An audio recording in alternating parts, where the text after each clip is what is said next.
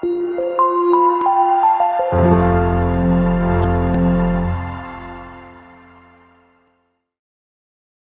što беше najavljeno, temata za deneska je što ne pravi srećni. Koga držam ovakav tip na kako da ga podobime kvalitetот na naši život, obično počnem so jedan slajd koji meni mi je... To je ovaj slajd. Ajde malko da go analizirаме. Što se случува овдека?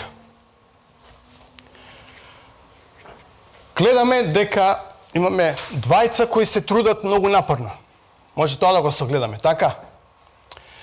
Тие се трудат многу напорно да нешто успеат во нешто. Но сепак, нивниот напор може да биде да се увиди дека не е многу ефикасен. Зашто не е ефикасен?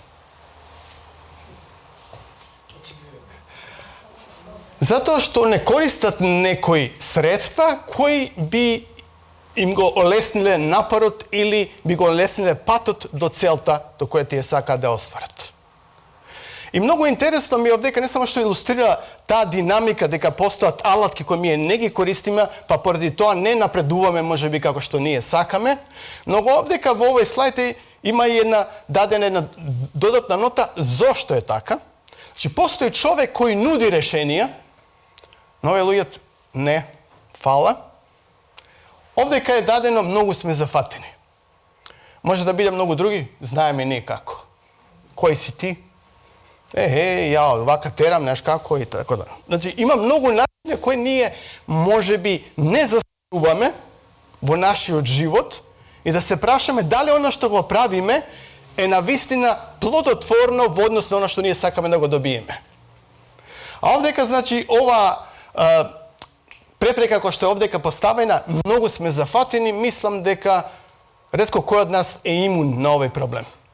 И затоа ми се допаѓа ова перспектива на Брене Браун која кажува многумина од нас сме толку зафатени и толку не сме во допир со својот живот, што вестината за тоа како се чувствуваме и што навистина ни треба, не може да не достигне. Односно, не даваме време да се соземеме, да направиме некаква рефлексија и да можеби нешто промениме. Ја верувам дека сите од нас ко бебиња сме биле вака ентузијасти, нели убаво, ние сите не сакаат, постоја некоја ведрина и кој ќе ги видиме вакви нели лица, нас се развива ведрина, како што сега гледам кај вашите лица, но после некој кратко време некако сите сваќаме дека не иде баш така глатко се во животот, така. Се прашуваме зошто, како, што да направиме и така натаму. Као што рековме самиот Вовет, едно од суштествените прашања на секој човек е како да има еден исполнет среќен живот. Тоа е една суштествена тенденција. И затоа многумина од нас се обидуваме да решиме оваа загадка или да најдеме начини како да дојдеме до тој квалитетен живот кој ние го посакуваме. Додека бе во Англија, имав прилика да гледам еден документарец кој се викаше The Happiness Formula или Формула за среќа, кој правеше британската ТВ станица BBS, кои се навистина фантастични во продукција на документарни програми. И тука ова беше во неколку епизоди, овој серијал се бавеше со тоа прашање токму како луѓето да живеат среќно. И многу интересно ми беше што во овој документарец беше спомнат еден факт, а тоа е дека УНИЦЕФ прави истражување, не знам на која временска одредица, истражува како е задоволството или среќата или квалитетот на животот во европските држави. И тие истражувања покажат дека токму во таа богата Англија, во некои наши перспективи, децата се едни од најнесреќните во Европа. И тоа доведе некој аларм во британското друштво и тие се прашуваат што да прават. И едно од решенијата кои тие ги направија имаат министар за среќа. Значи министар за среќа или за квалитетен живот и имаат воведено предмет во нивниот образовен систем за среќа. Како луѓето да станат среќни. Не знам дали знаете дека постои интернационален ден за среќата. Дали знаете кој ден е? Нормално. Почетокот на пролета, 20 март, е интернационален ден на среќата. Една гранка, да кажем научна гранка од психологијата која се бави со ова прашање е позитивната психологија. Позитивната психологија е научна студија за тоа што го прави животот вреден за живење, фокусирајќи се на индивидуалната и социјалната благосостојба. Позитивната психологија, за разлика од традиционалната психологија, која некако се фокусира на прашањето што не е во ред со тебе или што не е во ред со луѓето и зошто не е во ред со луѓето. Позитивната психологија повеќе се фокусира на прашањето што е во ред со тебе и зошто. И ги анализира оние луѓе кои се сретни, кои имаат квалитетен живот, кои имаат долговечен живот и они истражуваат се што прават тие луѓе имаат таква благосостојба. Позитивна психологија повеќе се бави со добросостојба, со благосостојба, со поттикнување на потенцијалот на човекот да има квалитетен живот. Или ево со една слика тоа да го прикажеме, традиционалната психологија можеме, ова не е еден едноставен представ на двете дисциплини, значи се бавеше со менталните болести или некоја кога постои нека дисфункционалност да се врати човекот во некаква нормалност на функционирање. А позитивната психологија, иако постои некаква нормалност, е како таа да се подобри. Значи подобрување на квалитетот и за ментална благосостојба. Обично кога разговараме за среќата, за благосостојба, за убав живот, постојат одредени убедувања или не би ги рекли митови околу нас. Првиот е судбина. Што да правам судбина? На некој им е пишано. Да бидат среќни, мене не ми е пишано. Или некој сад дај да видиме како ти е дланката, што ти кажува, како кажува звездите, како кажува било што околу нас, да се толку да видиме каков ќе ти биде, каква ти е судбината, каков късмет имаш. Така. И некако као да е предодредени и ние као да сме жртви на некои други сили. Така ни е пишано, што да правиме. Или ја мислам дека таа тенденција е бегање од одговорност. Што да правам сега ја кога имам ретрограден Меркур у 12-та куќа? Што да правам ја? Татко ми е нервчик и јас сум нервчик. Тоа на некој начин е бегање од одговорност. Ќе видиме тоа зашто понатаму во нашето предавање. Жувањата покажуваат дека човекот треба да излезе од оваа претпоставка дека е жртва на судбина, туку да свати дека е агент на креирање на својата судбина. Други некој мит или онака убедување, среќата е во задоволството, нели? Уживај, тоа е еднашка се живее и така натаму. Мене многу ми интересен тој приступ, еднашка се живее, удри све и скрати го тој живот кој еднашка се живее. Не, така. Зашто ако јадеш, пиеш, ноставно, ти го изгуби здравието. Така. Значи многу, али обично така е меѓу народот. Хедонизам. Че задоволството е смислот на животот, уживе што повеќе можеш. Но многу е интересно што дека постои хедонистичка како да кажа, како ми недостасува се адекватен збор, да adaptation, како би рекле са прилагодување. Односно, све што нас ни е ново, за некое време ни е ново, ни е интересно, после тоа бледне. Ќе купите нешто, го гланцете, гледате дали е изгребено, после тоа нормално е нешто друго, после ни е желба да имаме. Че после тоа задоволството избледува. Се навикнува нашата психа и бара нешто ново. И секојаш нешто повеќе. И треба секојаш да се количината да се зголемува. И никогаш доста. И една друга перспектива која постои, среќата не е одредено место. Кога ќе бидам ја таму, само да добијам виза, да изведам бугарски пасош, да отидам во Германија, да отидам она, значи, кога тогаш ќе почне мојот живот и ќе бидам ја среќен. Кога ќе се оженам, кога ќе се омажам, кога ќе завршам, кога ќе... Некоја точка тогаш ќе почне. Што ако тоа не се деси? Разбирате како тоа се предодедуваме на некој начин да зависиме од нешто. Прво, овие истражувања за кои ќе збориме докажуваат дека не постои место каде што се наоѓа среќата, него е пресвеѓа среќата и благосостојбата зависи од нашата состојба на умот. Нашиот став и одредени работи, вештини и убедување кои треба ние да ги имаме, за кои ќе збориме оваа вечер. И затоа ми се допаѓа овој цитат. Среќата е како пеперутка. Колку повеќе ја бркаш, толку повеќе таа бега од тебе. Но доколку ги приметуваш другите работи околу тебе, таа нежно ќе дојде и ќе слета на твоето раме. Че обсесија со среќата може да биде контрапродуктивна. Кои се тие активности или кои се тие некои попратни елементи кои би требало ние да се фокусираме и да таа пеперутка слета на нашето раме. За оваа прилика која некој темел ќе имаме две книги, пионирите на овој правец позитивна психологија. Првиот е Мартин Селигман, кој е основоположник на позитивната психологија. И има различни книги, имате, видите, беселе таму аутентична среќа, а flourishing, или како би тоа некој благосостојба би рекле, можда на македонски превод. И во оваа книга тој објаснува дека неговиот концепт за тој квалитетен полнет живот се наоѓа во овој акроним, PERMA. И овие 5 елементи. Првиот елемент е позитивни емоции. Некој оптимизам, повеќе да постои некоја радост, тенденција за позитивни емоции.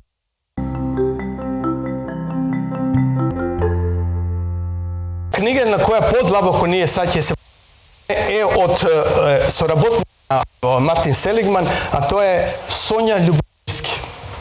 Она има напишано ова How to Happiness, или како до среќа, или од што се состои среќата. И врло интересен овој, како да кажеме, насловната страница на оваа книга. Видите ова. Значи тоа е нивна Apple Pie, или тоа би било пита бурек. Овдека, значи, битен овој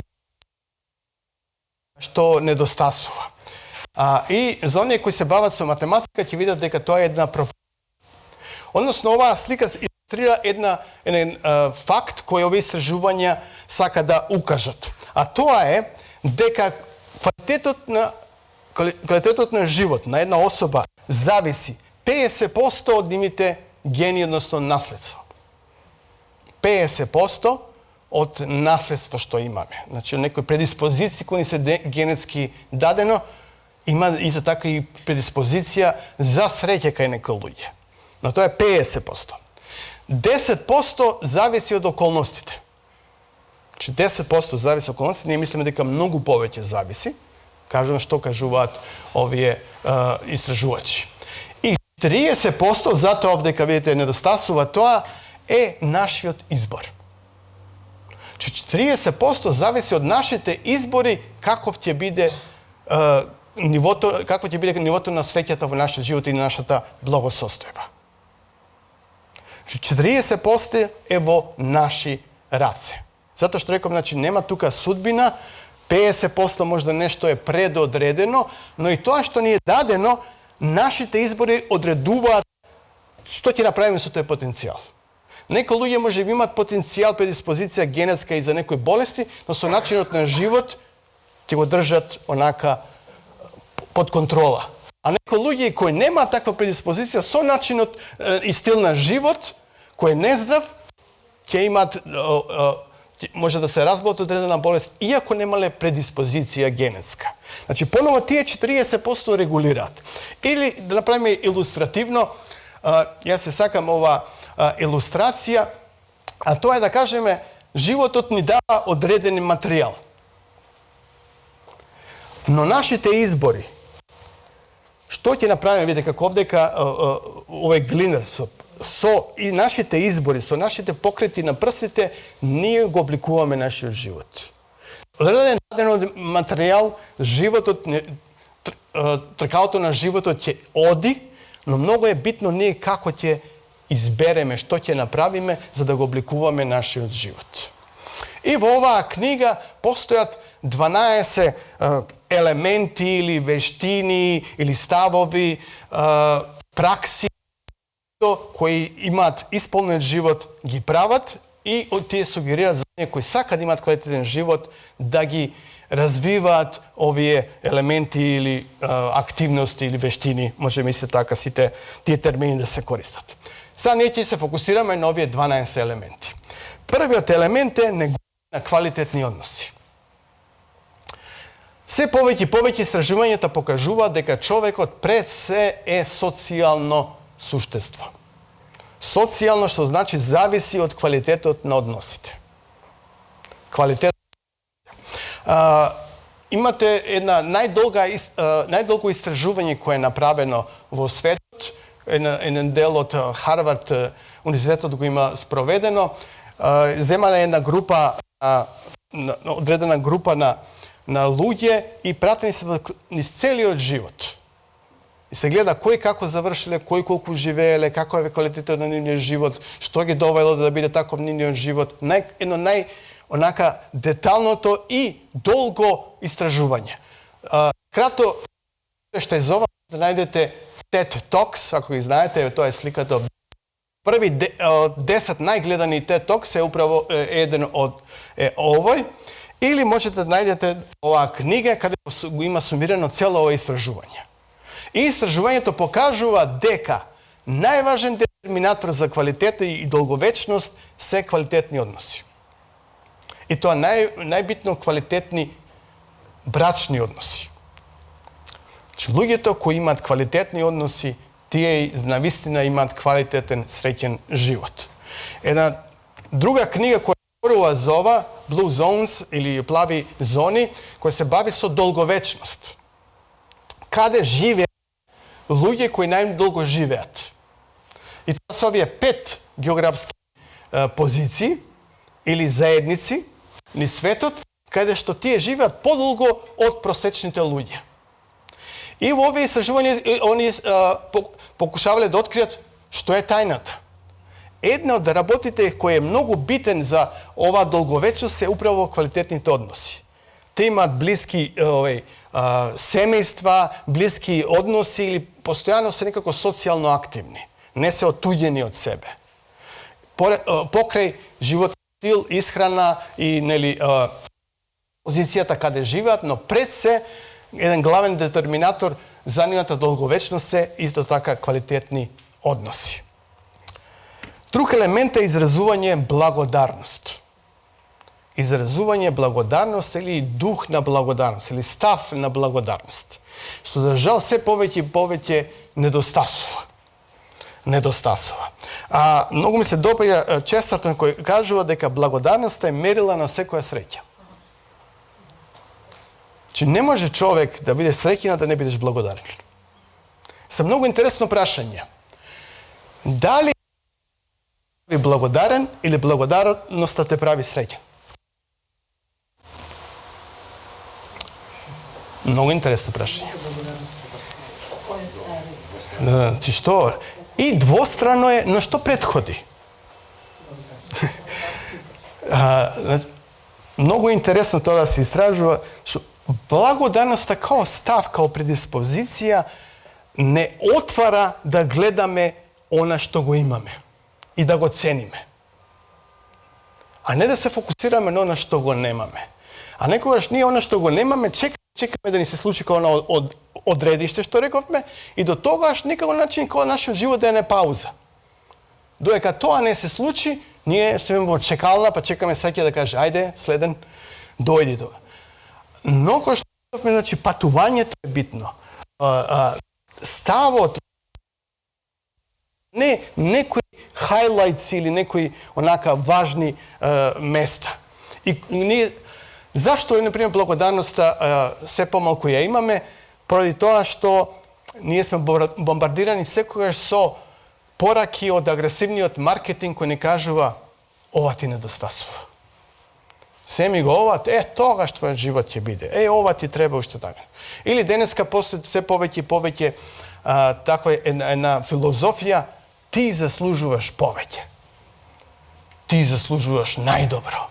И ти секогаш некако не изгледа како да кратки.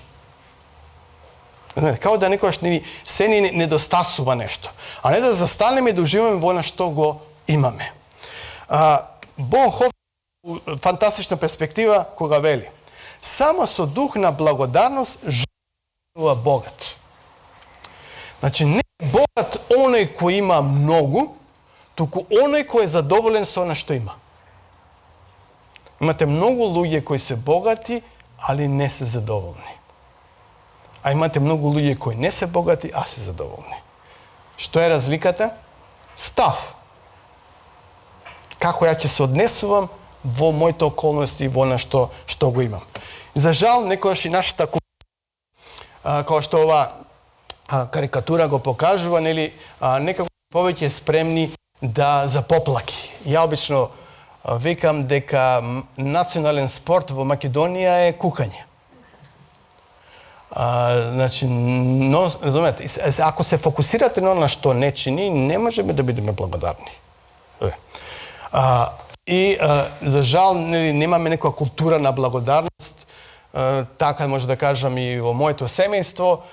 Исто така беше, кога ние тројца мажи, мајка ми секогаш не испрема и она работи, але кога ќе дојде од работа, она иде во куња да спрема нешто, мажот као по некое право може да биде слободен и така натаму, она спрема, ние ќе дојдеме да јадеме и кога јадеме, повеќе што зашто ова, зашто вака, зашто е солено, зашто она, многу малку благодарам. Ја не се гордеам за ова што го зборувам, но кога отидов во Англија, повеќе видов колку имате култура на благодарност. Постои цела индустрија на честитки за благодарност. Со различни слики, со различни она. Sad некој ќе каже, тие се лажни се, разбирате, британците така само, polite. Ја викам, нека се polite, али прија. Разбирате? Али ние сме, што мислиме, кажуваме во лице и тоа, ние сме, разбирате, онака, а тоа што го мислиме, многу малку е од благодарност што го кажуваме во лице, разбирате. Значи, секојаш има место за подобрување. Други елемент е негување оптимизам. Значи, оптимизам како став во животот.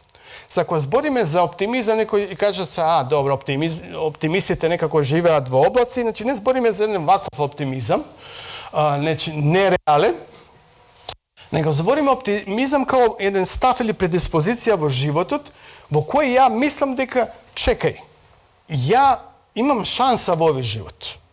Ја можам да се трудам и со тој труд може да добијам некој позитивен резултат. Песимистот каже, што ако се трудам, кога знам дека нема да добијам ништо.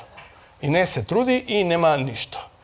Али оптимизмот дава можност да нешто се случи. Значи, самите отвараме врата на можности да успееме, да се обидеме.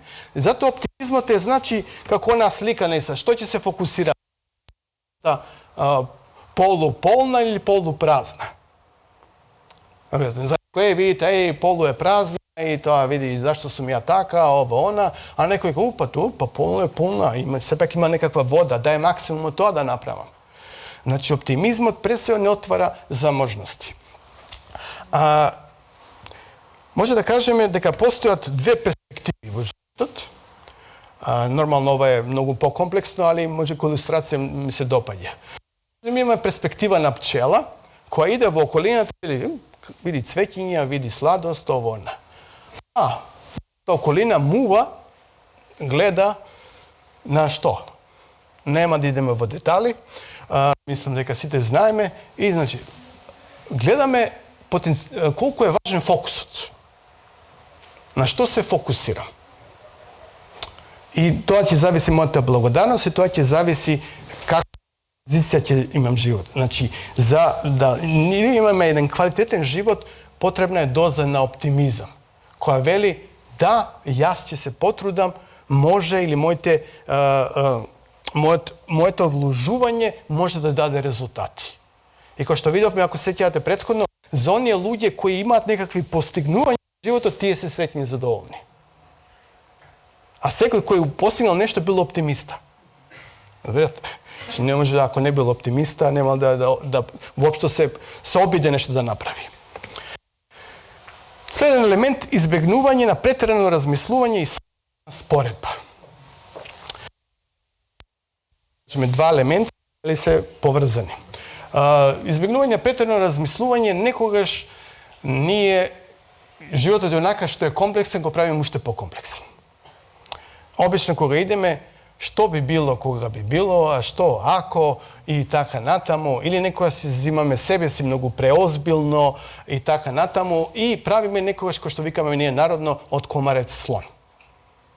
Животот е онака комплексен, али повторно е оној 40%. Значи од нас, како ќе ги согледаме работите или како ќе се справуваме, ќе зависи како ќе биде квалитетот на нашиот живот. И другиот елемент е социјална споредба, споредување. Мислам дека денеска е многу актуелно ова, поготово младата генерација. Поради социјалните мрежи, каде што се изабрани некои хайлайтси на одредени животи, кои се фабрикувани или се онака, ја може денеска да идам на Фейсбук и да видам види го овој на Сейшели, а ја овде у Скопје. И овој се оженил, а ја овој купил кола, а ја мојава види не може да запали. Значи нон-стоп некое споредување. И кога што ова дете не уживаме во сладоледот кога го имаме, поради тоа што гледаме некој има поголем. На тоа на комшиското сад. Многу интересно ми беше во тој документарец кој го спомнав Happiness Formula, имаше едно истражување кој беше многу интересно. Земале 3 личности за тој експеримент и им ги повика да, ако се доброволци, да земат учество во тој експеримент. И нив им дадоа, ги стават на една маса, има коверт пред нив и после некој време ги отворите го тој коверт. И личноста го отвара тоа, ви благодариме што учествувавте во овој експеримент, во знак на благодарност, еве ви даваме 10 фунти да нешто се почастите. Фала, добро све. Доаѓа следна личност до неа, и они исто имаат некои прашања, даваат коверти на таа личност, и она отвара и каже, ви благодарам на основа на што дојдовте овдека, и на вас за благодарност ви даваме 50 фунти. И многу интересна реакција на првата личност. Одма.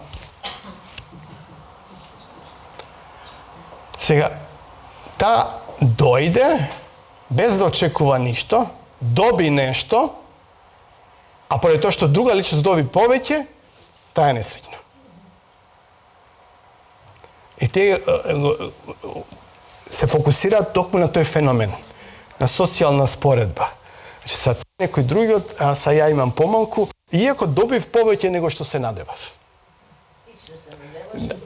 Значи, многу интересна таа динамика и тоа може да кажеме луѓе кои не се фокусираат толку на туѓите животи или се споредуваат себе си на еден негативен начин, тие повеќе може да бидат задоволни со својот живот и да бидат среќни. Следен елемент, практикување дела на љубезност. Практикување дела, односно, истражувањата покажуваат дека луѓето кои повеќе прават добри дела за другите или парите своји лични ги трошат за да усреќат некои други, се позадоволни од оние кои само ги трошат на себе или се усмерени кон себе си. Од една страна имаме на некој начин фокусирање на некоја себичност, која не вели зграби, земи, зашто ќе нема, или видиш сите зимаат. Од друга страна, среќата е токму во надавањето. Кој ќе се сподели со некој друг, кој ќе се усреќи некој друг, ние сме посреќни. Истражувањата покажува да токму оние наши средства кои сме ние вложиле за среќата на другите луѓе, повеќе нас не направиле среќни. Неголи да сме ги потрошиле на себе си. Значи, фокусирање на другите, како можам ја да ја подобрам благосостојбата на другите, како ја можам да помогнам на комшијата до мене, ближниот до мене, е услов за квалитетен живот, за среќен живот.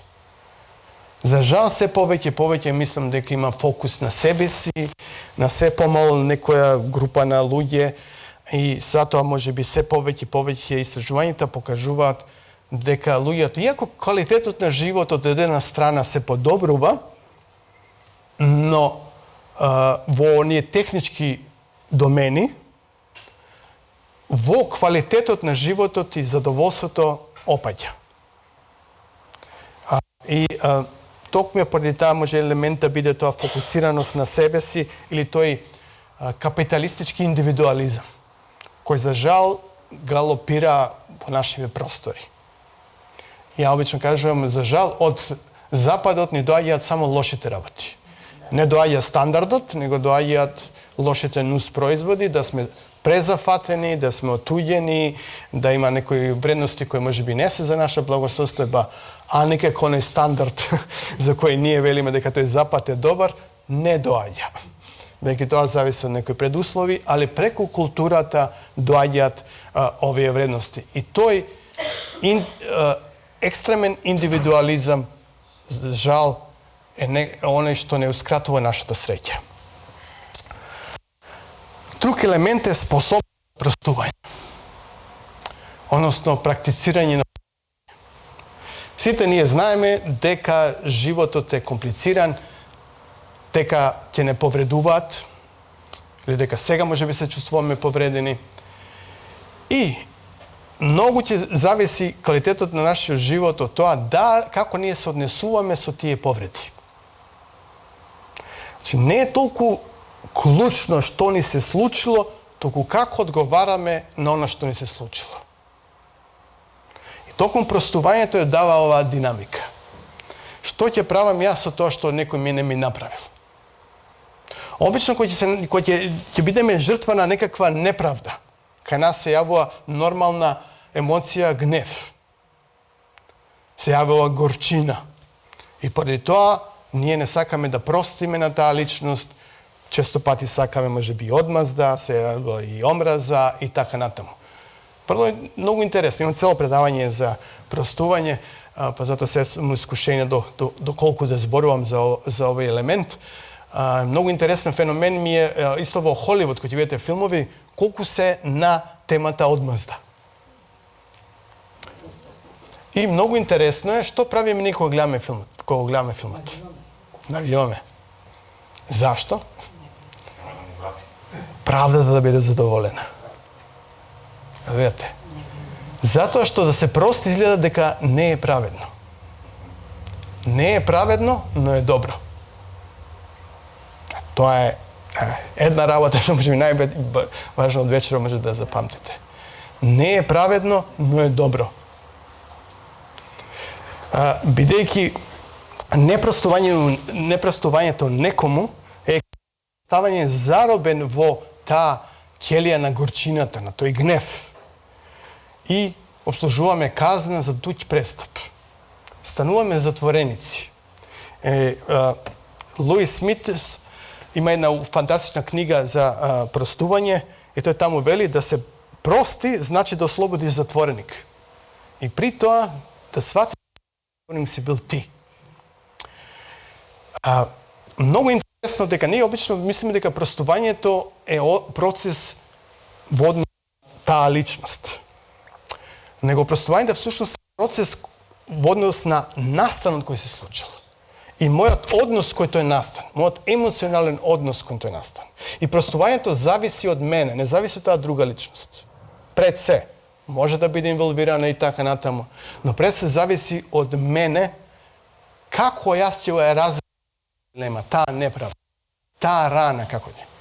За жал, ние често пати остануваме во состојба на жртва. Таа особа може би веќе продолжила со животот и не се сеќава не уште, тоа мотаме нешто низ глава, уште се некако сме кивни на себе, како дозволив да бидам будала таков, наивен, ово, она и така натаму. И се уште страдаме. Простувањето значи емоционално на тој настан кој ни се случил. И затоа оваа перспектива која вели прости другите, не зашто заслужуваат прошка, туку затоа што ти заслужуваш мир. Обично викаме не е фер, не служува таа и нема доброста. И тоа е правда. А при тоа повторно страдаме. Простувањето е да се пушти тоа, да се ослободиме за нешто ново, бидејќи таа горчина не држи како затвореници. И постојано сме жртви. Следен елемент е развивање стратегии за справување со проблеми.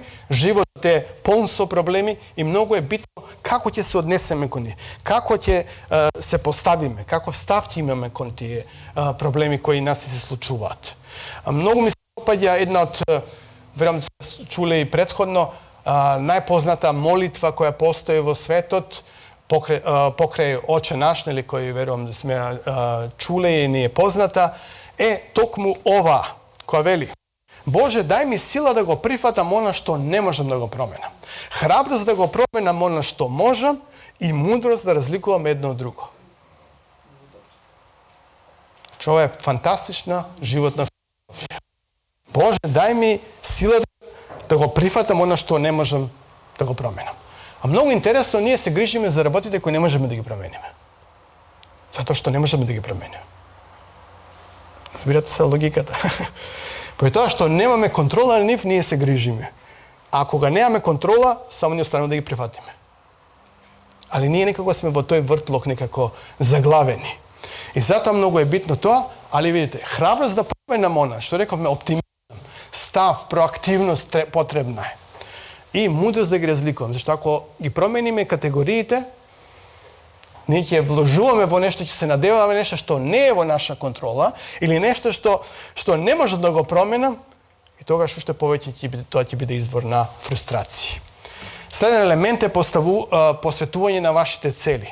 Многу е битно човек да има одредени цели и да ја стреми кон нив. И кога ќе исполниме некои цели, да имаме задоволство, кој што сеќате на елемент achievement. Кога ќе имате нешто што сте биле успешни.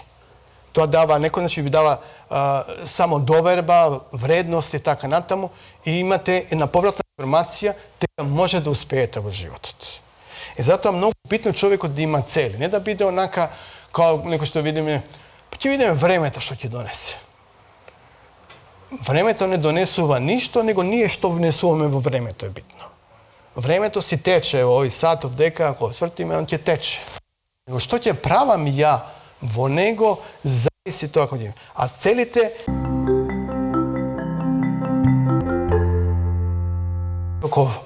некакво усмерување, но и задоволство кога ќе ги исполниме.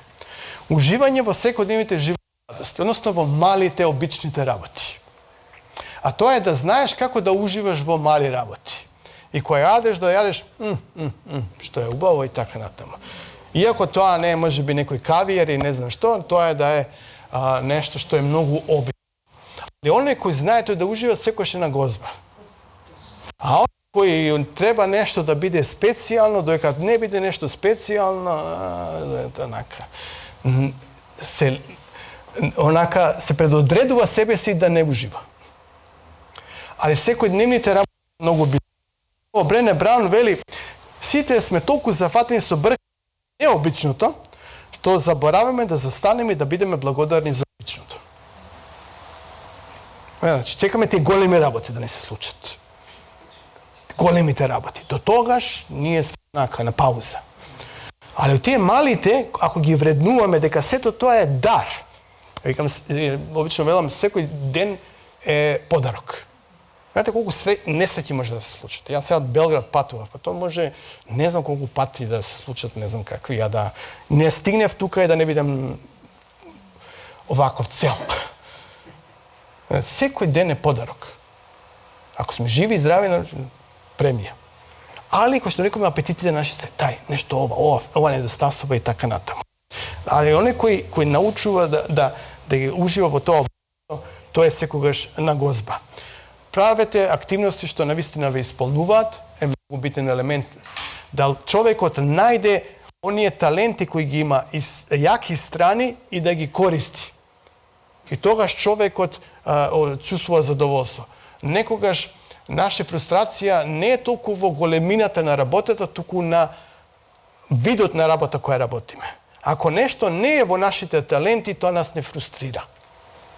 За вашите таленти, вие заборавите. Времето одминува, ја некојаш начекувам, ја ми сметам ова да подготвувам некои презентации, така натаму ја заборавам да јадам, ќе се сетам, ја не јадев. А за нешто, онака, одма бараш начини како да направиш кривина. Значи, многу е битно да бидеме свесни за јаки страни и да ги спроведеме во нешто на таков начин да допринесуваме за другите. Тоа е рецепт за исполнет живот. За жал, мислам дека нашава култура нема такво образование. Да не учи од мали да видиме кои ни се јаките страни, зашто имаме афинитет, него што е тато, мама, што ќе се плати добро и така натаму, за жал такви ни се економските околности. Али и многу битен елемент колку може да работиме на овој сегмент. Друг елемент кој е јако битен е грижа за вашето тело, нема многу да се задржуваме за ова, значи треба да се пази за здравието, доколку сакаме да имаме квалитетен живот. Мислам дека таа ставка е јасна, но често пати ја занемаруваме, не спиеме за да завршиме нешто, трчаме за некои работи и после нашето благосостојба зависи од благосостојбата на нашето тело. Али не некогаш го користиме како некаква алатка за нешто што ние мислиме дека ќе не направи среќни. Али го занемеруваме него и на таков начин патиме по тоа. И последен, но не последен важност, истражувањето покажуваат дека среќни луѓе исполнети се оние кои се религиозни или имат и развиват духовност. Многу интересно што денеска некој викаме се повеќе луѓето се секуларни или не веруваат веќе, не се религиозни, бидејќи тоа треба се надмине, тоа е за некои стари времиња, за некои кои се нели со кратки погледи на свет, но истражувањата покажуваат токму има верување дека се дел од некаква поголема приказна, кои веруваат дека постои нешто поголемо од нив, кои веруваат Бога. За мене, например, ја го прифаќам христијански на свет и јас сум оној кој живеел одредено време као да не марели као да кажеме као атеист, ако некој потоа сознал дека постои или верува во постоењето на Бога, може да видам таа разлика. Али истражувањето покажува дека токму луѓето кои имаат таков однос со нешто трансцендентално, со верба во Бога, живеат поквалитетен живот. Ево едно научно истражување кое, например, е истражувало потенцијалот на молитвата. Ова не се луѓе религиозни кои истражувале па за да докажат дека навистина тоа, него се луѓе кои се научници со отворен ум. Видите, молитвата подобрува само прави пољубезни, прави поспремни да простите, кој е многу важен елемент, го зголемува само довербата и го намалува стресот. Значи, религиозност и се тоа што го рековме може да го разбираме во 5 групи на вештини кои се битни да човекот ги има во својот живот да би имал квалитетен живот. Вежбање, благодарност и позитивно размислување, инвестирање во социјалните врски, управувањето со стрес, тешкоти и траума, за оно што ни се случило, или простување, како се соочуваме со проблемите кои ги имаме, уживање во сегашноста, живење во сегашноста, значи не да чекаме и днината, па до тогаш онака да стоиме на некако предиспозиција на незадоволство, и друго е грижа за телото и духот и душата. Се тоа може да го сумираме со ова карикатура која мене многу ми се допаѓа. Јас сум на карикатури. Значи, што имаме овдека? Човекот е на апарати кои го одржуваат неговото здравје и го одржуваат во живот. Сам на мобилниот, нели ова денеска извор на стрес е токму ова икона. На мобилниот е мала и само каже што да прави, треба да уклучи да ја наполни батеријата. Клучува батеријата, ама го исклучува апаратот кој го држува. Што илустрира ова? Приоритети. Што ќе посветиме време, на што ќе посветиме фокус? Дали на работи кои ни го одржуваат во живот, на квалитетен живот за кој зборувавме денеска, или ние ќе се надеваме дека во друг негде приклучок ќе може да најдеме среќата. моја беше или моја желба беше да ги поделам овие работи за кои ја верувам дека навистина се точни и дека доколку ги развиваме можеме да се надеваме на квалитетен живот. И сметам дека не е битно само да живееме, да преживееме, туку треба да живееме со полна плуќа. Така. И затоа се допаѓа ова перспектива. Никој каже на крајот на краиштата не се важни годините во животот, туку животот во вашите години. Значи, зборуваме за квалитет. Квалитетот можеме да го регулираме, квантитетот некогаш не можеме, бидејќи иако можеме тоа може да се случи нешто да го преки нашиот живот, но квалитетот е во наши раце. 40% кој што рековме зависи од нас. Работите кои зависат од нас, кои би требало да имаме да обрнеме внимание, беа илустрирани оваа вечер. Сега на нас што ќе направиме и дали ќе се потрудиме да повторно ја вратиме овој ентузијазам и да уживаме животот и да навистина го направиме тој живот квалитетен. Сега е на вас што ќе направите со сето ова што го слушнате. Фала ви многу, бевте многу добра и внимателна публика. Благодарам.